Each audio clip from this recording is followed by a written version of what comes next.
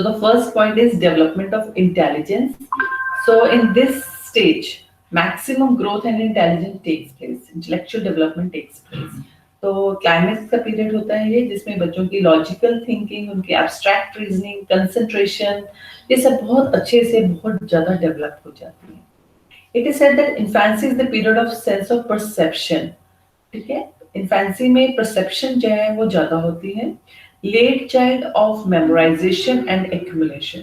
कोई भी जो चाइल्डहुड पीरियड होता है उसमें वो मेमोराइज करते हैं और एक्यूमुलेट करते हैं. Of what? Of experiences. लेकिन एडोलेसेंट स्टेज क्या है? It is the period of logical thinking, reasoning and abstractions. तो मेन जो आपका ब्रेन की जो डेवलपमेंट हो रही है वो बेसिकली जो लॉजिकल रीजनिंग और जो थिंकिंग जो है वो आपके एडोलेसेंट पीरियड में हो रही है. बहुत ही क्रूशियल एज है जिसमें आपका ब्रेन बिल्कुल थिंकिंग के प्रोसेस में चल रहा होता है. An adolescent learns to reason and seeks answer to how and why of everything scientifically. उसको हर चीज का आंसर चाहिए, ये चीज क्यों हो रही है और कैसे हो रही है. बिल्कुल साइंटिफिक कॉज एंड इफेक्ट, उसका कंप्लीट नॉलेज वो जानना चाहते हैं. इसमें क्रिटिकल थिंकिंग, ऑब्जर्वेशन जो है वो बहुत अच्छे से डेवलप हो जाता है और हर चीज को लेके वो बहुत ज्यादा क्रिटिकल होते हैं. हर चीज में नुक्ताचीनी करना, हर चीज को क्रिटिकली एनालाइज करना कि what exactly the thing is और उसके पीछे रीजन क्या है. तो काफी इन डेप्थ नॉलेज में जाने में वो चलते हैं. Then the point is increase in span of attention. जैसे कि मैंने आपको बताया था कि इन्फेंसी स्टेज में या चाइल्डहुड स्टेज में जो अटेंशन स्पैन बहुत कम होता है, लेकिन एडोलेसेंट एज में आकर उनका जो अटेंशन स्पैन है वो इंक्रीज हो जाता है. वो एक चीज को काफी लंबे टाइम तक बैठ के सुन सकते हैं, उस पर काम कर सकते हैं. उनकी कंसंट्रेशन पावर जो है वो भी काफी इंक्रीज हो जाती है. Then is development of memory. Memory जो ऑफ अंडरस्टैंडिंग है इस स्टेज में. So the depth of understanding develops during this stage. ठीक है, तो एडोलेसेंट्स क्या ट्राई करते हैं कि उनके जो भी प्रेजेंट सिचुएशन है उसको वो कोरिलेट करते हैं, रिलेट करते हैं. तो इस तरह से उनकी अंडरस्टैंडिंग जो है काफी डेवलप होती है. Then is development of abstract thinking. Abstract thinking मैंने आपको पहले भी बताया था कि बिल्कुल आपने इमेजिन करना, कोई भी सीन हो रहा है तो उसको आप सोच सकते हो. ठीक है, तो so there is a sudden development of abstract thinking.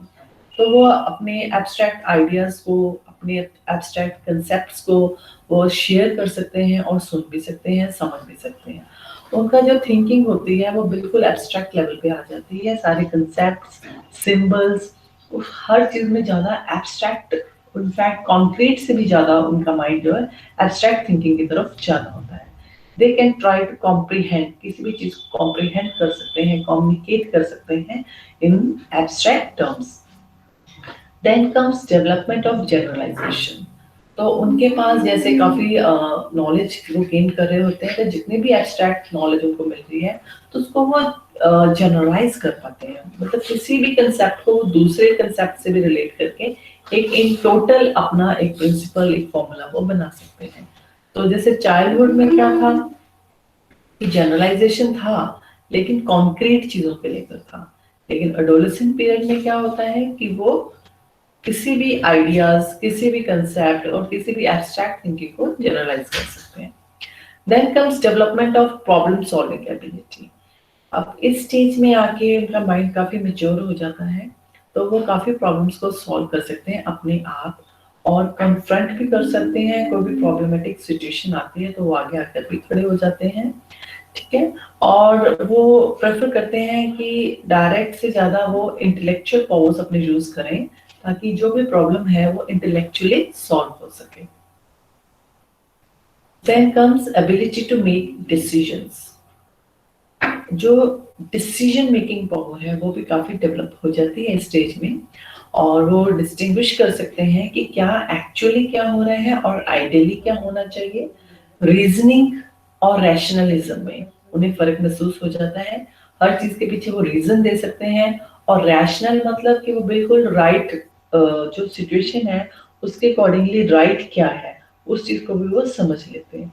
तो इस तरह से उनका जो शिफ्ट है वो एक तरफ से विजडम की तरफ बढ़ना शुरू हो जाता है.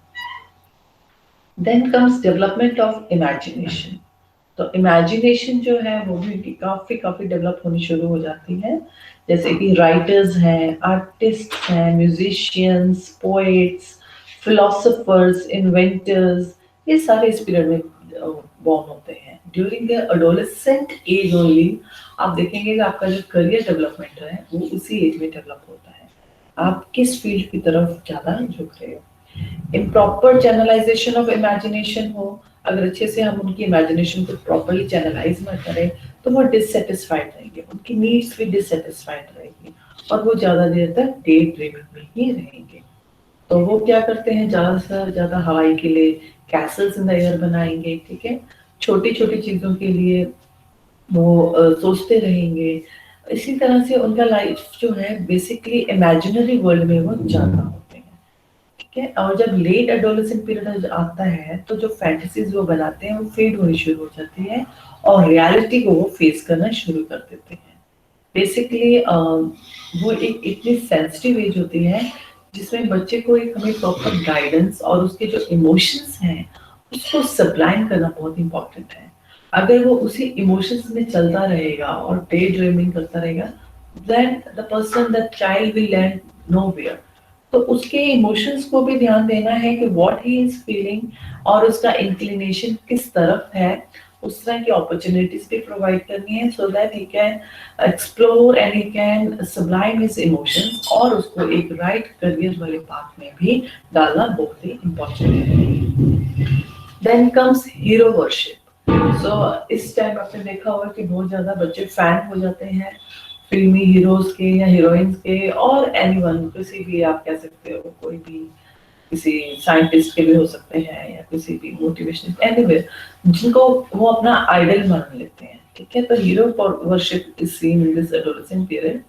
तो वो क्या करते हैं, किसी को भी अपना आइडल मैन या आइडल वुमन बना लेते हैं और उसको मॉडल करने लग जाते हैं, उस तरह से बनना शुरू कर देते हैं, ठीक है। तो हीरो जो होता है वो फिल्म स्टार भी हो सकता है, कोई पॉलिटिकल रिलीजियस लीडर भी हो सकता है, कोई पोएट हो सकता है, कोई आर्टिस्ट हो सकता है, कोई साइंटिस्ट, राइटर, टीचर, कोई भी हो सकता है जिससे वो काफी ज्यादा इन्फ्लुएंस्ड हो।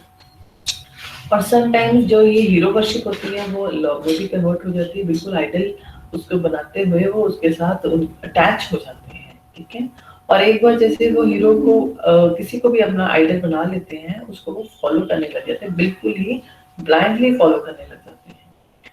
तो इस तरह से उनका character formation according to their heroes, according to their idols बनना शुरू हो जाता है, ठीक है। एंड उसमें उनकी लाइफ जो है काफी उसी आइडल के आले दुआले बिल्कुल घूमती है। तो इस तरह से उनकी काफी हम देखते हैं कि हीरोइज्म काफी स्टेज में देखने को मिलता है। Then is widening of interest. Widening of interest में आ जाता है कि बच्चों का बहुत ज्यादा इंटरेस्ट होते हैं, वो वेरी करते रहते हैं, बहुत सारे नंबर में होते हैं, ठीक है। तो बेसिकली वो क्या करते हैं कि रिक्रिएशनल इंटरेस्ट होते हैं, लाइक कोई भी एक्टिविटीज हैं, कोई गेम्स हैं या कोई आर्ट है, या फिर सोशल इंटरेस्ट भी होते हैं, सोसाइटी में मूव करना, पर्सनल है interest, vocational interest, interest in school, religious, ये सारे इंटरेस्ट उनके बहुत नंबर ऑफ इंटरेस्ट आ जाते हैं, तो वो भी वेरिएशंस उनकी चलती रहती है। Then comes recreational interest. इसके अंदर आ जाता है रिक्रिएशनल इंटरेस्ट में आ जाएगा वही, लाइक उनकी काफी सारे हॉबीज में आ जाएंगे, जैसे स्विमिंग है, बास्केटबॉल, फुटबॉल, या फिर कुछ भी रीडिंग करना, इस तरह की चीजें हैं जिसमें वो अच्छा अपना टाइम स्पेंड करते हैं। सोशल इंटरेस्ट में आ जाएगा कि बहुत सारी ग्रुप एक्टिविटीज में पार्ट लेना, फ्रेंड्स के साथ बहुत ज्यादा इंटीमेट होना, ठीक है। तो इस तरह से वो सोशल होना पसंद करते हैं। पर्सनल इंटरेस्ट में उनका आ जाता है कि अपनी खुद की ड्रेस को लेकर, अपनी अपीयरेंस को लेकर, अपनी पर्सनालिटी को लेकर काफी कंसर्न होना, ठीक है। और उनके अपने बॉडी में जो भी उनके चेंजेस आ रहे हैं या उनको और भी ज्यादा उसको रिफाइन करना। देन वोकेशनल इंटरेस्ट में आ जाते हैं कि वो अपने करियर को लेके बहुत ज्यादा सीरियस होते हैं स्टेज में, और उनको बहुत ये होता है फ्यूचर उनका क्या बनेगा, वो क्या दुनिया को या अपने पेरेंट्स को क्या रिप्रेजेंट करेंगे, what they are going to become. तो इस चीज को लेके काफी कंसर्न होते हैं। रिलीजियस इंटरेस्ट में आ जाता है कि उनको बहुत ज्यादा माइंड में क्वेश्चंस होते हैं कि व्हाट इज गॉड, गॉड है भी कि नहीं है, और कितने सारे रिलीजियस जो है रिलीजन्स हैं, उनमें से वो किस रिलीजन को फॉलो करें, कौन सही है कौन गलत है, इस तरह के क्वेश्चन उनके माइंड में बहुत होते हैं। इंटरेस्ट इन सेक्सुअल मैटर्स भी आ जाता है, द एज जिसमें हार्मोनल चेंजेस हो रहे होते हैं, तो उनकी अट्रैक्शन ऑपोजिट सेक्स की तरफ काफी हो रहा होता है, तो they like to have friendship with the opposite sex members, और इसमें उनमें उनका काफी इंटरेस्ट रहता है, और जो सेक्सुअल मैटर के बारे में भी पढ़ना और उसके बारे में जानने में काफी इंटरेस्ट होता है। Then comes the emotional characteristics और हमने सोशल कैरेक्टरिस्टिक्स कर लिए थे, जिसमें सोशल डेवलपमेंट में आ जाता है कि लाइक सेक्स कॉन्शियसनेस आ जाती है, ऑपोजिट सेक्स की तरफ वो काफी अट्रैक्ट होते हैं and they want to have friendship with the opposite member. Social consciousness आ जाती है कि एडोलेसेंट की एज बहुत बढ़ रही होती है, उनको प्रेज चाहिए होती है अपने पेरेंट्स से, टीचर से, फ्रेंड से, सोसाइटी से, अप्रूवल चाहिए होता है कि उनका जो मोड ऑफ बिहेवियर है, जो कंडक्ट है, वो बिल्कुल अप्रोप्रिएट है। ग्रुप लॉयल्टी चाहिए होती है, एडोलेसेंट बॉयज एंड जो गर्ल्स होते हैं वो बिल्कुल अपने ग्रुप को लेके बहुत लॉयल होते हैं, ठीक है, उनमें बहुत अपने ग्रुप को लेके सिंपैथी, कंपटीशन वाली फीलिंग भी होती है, कोऑपरेशन भी है, ओबीडिएंट भी होते हैं एंड लीडरशिप क्वालिटीज भी होती हैं काफी, ठीक है।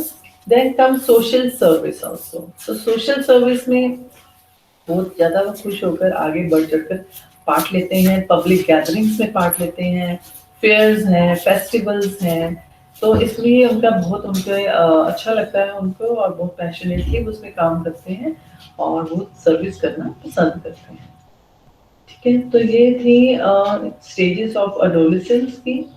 देखिए एडोलेसेंस जो चैप्टर है इसका आगे भी आपका 4th यूनिट में भी इसमें पार्ट है और सेकंड में भी है, लेकिन अभी फिलहाल इसके हम यही करेंगे जो हम स्टेजेस ऑफ डेवलपमेंट कर रहे हैं, जिसमें हमने इन्फेंसी स्टेज किया है, देन हमने ये किया है लेट चाइल्डहुड किया है, एंड दिस इज एडोलेसेंट जिसमें हमने फिजिकल कैरेक्टरिस्टिक्स किए हैं, सोशल किए हैं, इमोशनल किए हैं, and morally also they are very sound, और वो काफी मोरल वैल्यूज के साथ ही चलते हैं अपनी लाइफ को आगे बढ़ाते हुए। उनको इस एज में समझ आ चुकी होती है कि क्या राइट है क्या रॉन्ग है, तो वैल्यू सिस्टम इस टाइम उनके काफी ज्यादा डेवलप हो चुका होता है, सो दे गो बाय देयर वैल्यूज, और उनकी वैल्यू फॉर्मेशन होनी शुरू हो जाती है। So this were the basic stages जहाँ पे हमने देखा कि हर टाइप की डेवलपमेंट होती है। एडोलेसेंस को हम आगे भी कवर करेंगे in the next units. So till now इतने पार्ट के लिए फॉर द यूनिट 1 हमारे जो तीनों स्टेजेस हैं वो कंप्लीट हो गए। तो आज हम नेक्स्ट करेंगे कॉग्निटिव डेवलपमेंट।